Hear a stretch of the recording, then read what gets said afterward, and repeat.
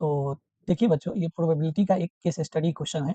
इसमें क्या बोला गया है, एक पूल एक गेम होता है, जिसमें 15 बॉल्स होते हैं और एक व्हाइट बॉल होता है, जिसको क्यू बॉल बोलते हैं, ओके? इसे क्यू बॉल बोलते हैं, इसे स्ट्राइकर की तरह यूज़ किया जाता है। अब इसमें ना सॉलिड बॉल होते हैं। ये देखिए, ये 1 से लेके 8 तक जो आपके पास बॉल दिख रहा है, ये सारे सॉलिड बॉल हैं, ओके?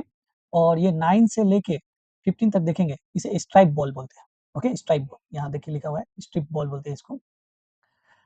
तो आपके पास टोटल 15 बॉल हो गए, ओके?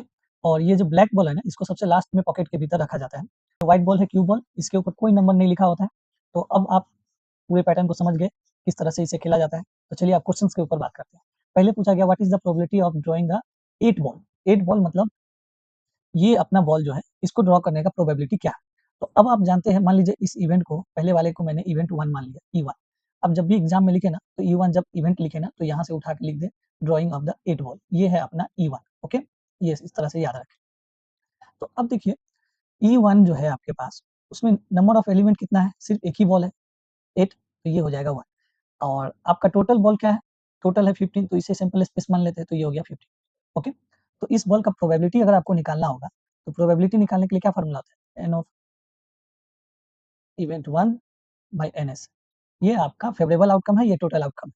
तो ये आपका हो जाएगा फ़ॉर्मूला 1 बाय 15। तो ये पहला क्वेश्चन। दूसरा प्रॉब्लम देखिए, दूसरे में क्या बोला है? What is the probability of drawing an number greater than 15? अब आप जानते हैं, आपके पास 1 से 15 तक ही नंबर है, और आपको बोला गया है कि एक इवेंट है, इसको, इस वाले को आप इवेंट 2 मान लीजिए।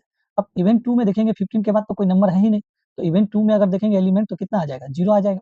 तो इसका अगर प्रोबेबिलिटी कैलकुलेट करेंगे इवेंट 2 का, तो ये आ जाएगा 0 बाय 15, तो ये कितना हो जाएगा? 0। और इस इवेंट का प्रोबेबिलिटी 0 आ गया, तो ये कैसा है? इम्पॉसिबल इवेंट है, और आप जानते भी हैं 15 से बड़ा कोई नंबर है ही नहीं यहाँ पे, ये तो इम्पॉसिबल बात है। तो ये हमारा सेकंड सॉल्व हो गया। सेकंड थर्ड वाले पार्ट को देखते हैं। अब इवेंट नंबर पूछा है, आप जानते हैं 1 से लेके 15 तक बॉल है, तो ये 15 ऑड है, इसको साइड में रखें, तो लास्ट क्या आ जाएगा? 14। इस 14 को 2 से डिवाइड करें, तो कितना आ जाएगा? 7। मतलब 1 से 14 के बीच में 7 इवन नंबर है, और 7 क्या है? ऑड नंबर है, ओके? ऑड है। तो अब आपको पता चल गया, 1 से 15 तक में सिर्फ 7 ही इवन नंबर बॉल होंगे, और कौन-कौन सा होगा? ये देख लीजिए, 2, 4 है, उसके बाद 6 है, फिर आपका 8 होगा, फिर 10 होगा, 12 होगा, 14 होगा, बस इतना ही होगा। तो अब अगर इसका प्रोबेबिलिटी निकालेंगे इवन नंबर का, इसको E3 मान लेते हैं, तो प्रोबेबिलिटी ऑफ E3 क्या हो जाएगा? 7 डिवाइडेड बाय 15। हो गया? तो ये हमारा हो गया। अगर आपको ऑड का पूछा जाता तो कैसे निकालते? या तो आप क्या करें, 1 में से इसको माइनस कर लें, या सिंपल आप ऐसे देख लीजिए, अगर ऑड का पूछा होता प्रोबेबिलिटी, तो ऑड कितना हो जाता? 7 तो ऑड था ही, और लास्ट वाला 1 था, तो ये 8 हो जाता, तो ये हो जाता 8/15, ओके? तो ये हमारा सॉल्व हो गया। अब लास्ट पार्ट में क्या बोला है, वो देख लीजिए। लास्ट में बोला गया है कि probability of drawing A multiple of 3। अब मल्टीपल ऑफ 3 क्या-क्या नंबर होगा? तो आप बोलेंगे 3 है, 6 है, 9 है, 12 है और 15 है। तो कितना आ गया आपके पास? 1, 2, 3, 4, 5, इतना आ गया। तो अब हम लोग क्या करेंगे ना, ये जो इवेंट है, इस इवेंट को आप क्या मान लीजिए? E4 मान लीजिए। तो इस इवेंट में कितना एलिमेंट हो जाएगा आपके पास? तो आप बोलेंगे 5 हो जाएगा, ओके? तो इसका प्रोबेबिलिटी कैलकुलेट करेंगे, तो कितना हो जाएगा? 5/15, इसको कैंसल करेंगे, तो कितना हो जाएगा? 1/3 हो जाएगा। ये बात समझ में आ गई? अब देखिए, ये तो हम लोगों ने इसे ईज़िली कैलकुलेट कर लिया कि इसमें 5 नंबर है, क्योंकि ये छोटे नंबर हैं।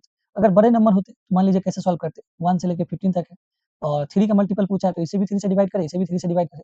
जब इसे आप 3 से डिवाइड करेंगे, तो ये कितना आ जाएगा? 0.33 आ जाएगा। इसे 3 से डिवाइड करेंगे, तो ये कितना आ जाएगा? 5 हो जाएगा। अब ये डेसिमल को ना इंटीजर में बदल दें, और स्मॉलेस्ट इंटीजर में ले जाएँ। जैसे 0.33 है, तो 0.33 के बाद कौन-सा छोटा आता है? तो आप बोलेंगे 0 आता है, और ये कितना आएगा? 5।